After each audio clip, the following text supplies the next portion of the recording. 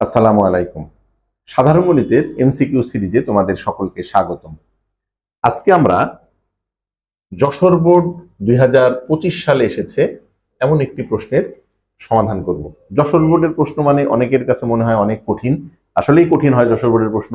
সেই ক্ষেত্রে দেখো একটা এমসিকিউ আসছে যে একটি আয়তক্ষেত্রের দৈর্ঘ্য 20% বৃদ্ধি, দৈর্ঘ্য 20% বৃদ্ধি এবং প্রস্থ 10% হ্রাস পেলে বলছে আয়তক্ষেত্রের ক্ষেত্রফল শতকরা কত হ্রাস বা বৃদ্ধি পাবে। এটা এমসিকিউ এর জন্য আসলেই কঠিন। এই অঙ্কটা যদি বড় করে সমাধান করতে যাও তাহলে মিনিমাম 1 থেকে 1.5 পৃষ্ঠা লাগবে তোমার সমাধান করতে। তাহলে এই জাতীয় অঙ্ক যদি এমসিকিউ এ আসে তাহলে নিশ্চয়ই তোমাকে শর্টকাট একটা পদ্ধতি অবলম্বন করতে হবে।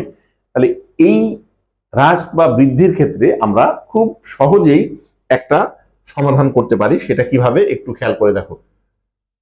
এইখানে আমরা একটা সূত্র অ্যাপ্লাই করব, সেটা হচ্ছে এ প্লাস বি প্লাস উপরে হচ্ছে এ বি, নিচে হচ্ছে 100 ব্র্যাকেট দিয়ে তার সাথে একটা পার্সেন্টেজ।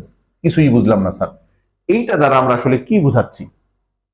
এ হচ্ছে বৃদ্ধির ক্ষেত্রে, তার মানে এর মান হচ্ছে আমাদের এখানে 20, এর মান হচ্ছে 20।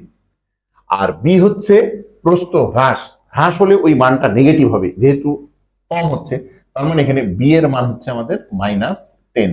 এখন এই মানগুলা এখানে বসানোর পরে যদি দেখি মানটা পজিটিভ আসছে তাহলে বৃদ্ধি পাবে, আর যদি দেখি নেগেটিভ মান আসছে তাহলে হ্রাস পাবে। তাহলে চলো আমরা এখন এখানে একটু মানগুলা বসিয়ে দেখি। দেখো তো এর মান কত, আমরা এর মান হচ্ছে 20 প্লাস, এখানে প্লাস দিব। বি এর মান কত, বি এর মান হচ্ছে -10, 10 দিব প্লাস এ বি এর মান হচ্ছে 20 ইন্টু বি এর মান কত -10 ডিভাইড বাই নিচে কত 100, সাথে একটা পার্সেন্টেজ আছে। তাহলে দেখেন তো এখানে কত হবে 20 মাইনাস প্লাসে মাইনাসে -10, আর এইখানে দেখো এই মাইনাস আর এই প্লাসে প্লাসে মাইনাসে মাইনাস হবে আমাদের। তাহলে এখানে কত হবে 200, উপরে হবে আমাদের 200 আর নিচে হবে আমাদের 100। এখানে কিন্তু একটা পার্সেন্টেজ আছে, এখানে আমরা দিয়ে দিই পার্সেন্টেজ আছে। আচ্ছা এখন খেয়াল করে দেখো এটা ক্যালকুলেশন কত আসে আমাদের।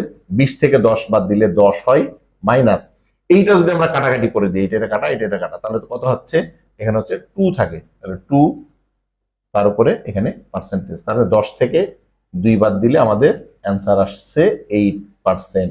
এখন এই 8% কি পজিটিভ মান না? পজিটিভ মান, তাহলে আমাদের অবশ্যই বৃদ্ধি অ্যান্সার হবে। তার মানে এই প্রশ্নের সঠিক উত্তর হবে এই যে 8% বৃদ্ধি। যদি এইটা নেগেটিভ মান আসতো তখন আমাদের প্রশ্ন হতো, উত্তর হইতো 8% হ্রাস। আশা করি এই ধরনের গাণিতিক সমস্যা, হ্রাস বা বৃদ্ধির অঙ্ক খুব সহজেই এই সূত্রটা দিয়ে তোমরা সমাধান করে ফেলতে পারবে। আশা করি গাণিতিক সমস্যাটা তোমরা বুঝতে পেরেছো। সবার জন্য শুভকামনা রইল। আল্লাহ হাফেজ।